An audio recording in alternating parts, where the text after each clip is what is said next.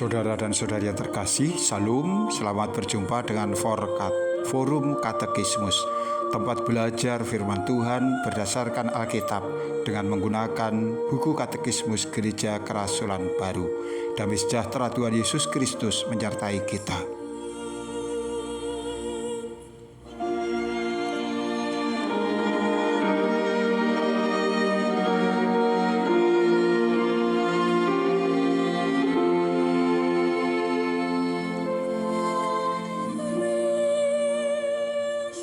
Saudaraku yang dikasihi Tuhan, kita akan mengawali edisi yang ke-19 dengan membahas soal jawab nomor 35, yaitu tentang pengakuan iman Nikea Konstantinopel.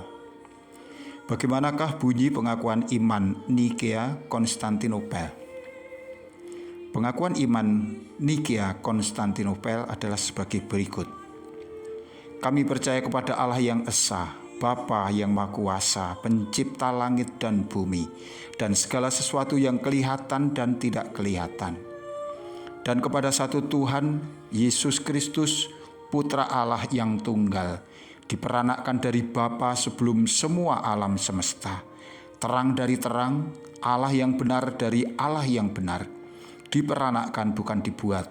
Makhluk satu substansi dengan Bapa, olehnya segala sesuatu dijadikan, yang untuk kita manusia dan untuk keselamatan kita turun dari surga dan menjelma oleh Roh Kudus pada perawan Maria dan dijadikan manusia.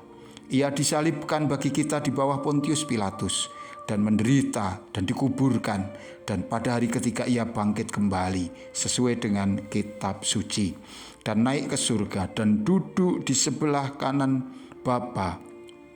Dari situ ia akan datang kembali dengan kemuliaan untuk menghakimi yang hidup dan yang mati, yang kerajaannya tidak akan berakhir. Dan kepada Roh Kudus, Tuhan dan pemberi kehidupan, yang berasal dari Bapa dan Putra, yang dengan Bapa dan Putra bersama-sama disembah dan dimuliakan, yang dikatakan oleh para nabi.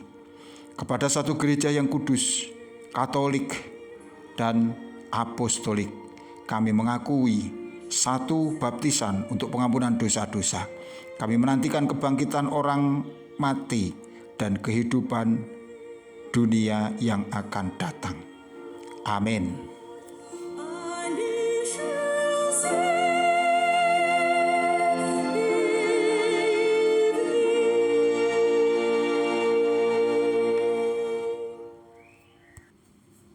Saudaraku, bagaimana sejarah terbentuknya pengakuan iman Nikea Konstantinopel? Pada tahun 325 Masehi, Kaisar Konstantin menyelenggarakan sebuah konsili di kota Nikea. Dan sekitar tahun 250 hingga tahun 300, uskup menerima undangan kaisar.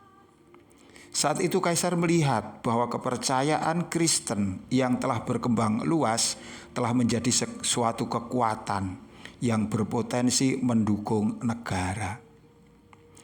Karena kesatuan kekristenan telah terancam oleh suatu pertentangan tentang sifat Kristus yang sering juga disebut sebagai pertentangan Arian, maka sang Kaisar Konstantin ini mengajak para uskup untuk merumuskan suatu pernyataan pengajaran yang seragam. Hasilnya, sesuatu yang penting dari konsili ini adalah adanya sebuah pengakuan iman yang disebut pengakuan iman Nikea, karena dicetuskan di dalam sebuah konsili di kota Nikea. Hasil dari konsili Nikea ini dalam bentuk pengakuan iman Nikea lebih dipertajam di dalam konsili-konsili selanjutnya.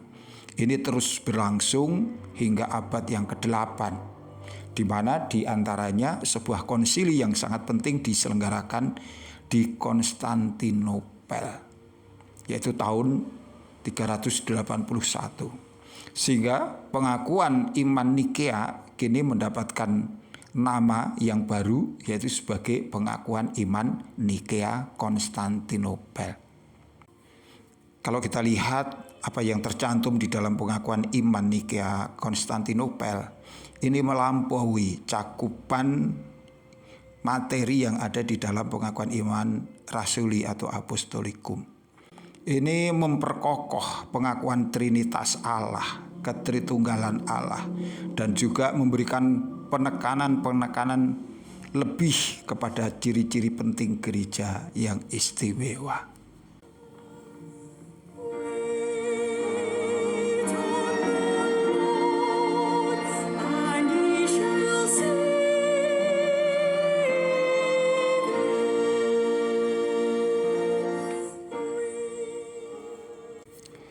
Saudara dan saudariku yang terkasih, begitulah perjalanan iman Kristen, perjalanan gereja, perjalanan orang-orang percaya di dalam menghayati imannya, iman kepada Tuhan Yesus Kristus, iman kepada Allah Sang Pencipta, iman kepada Roh Kudus, senantiasa mendapatkan serangan-serangan, tantangan-tantangan.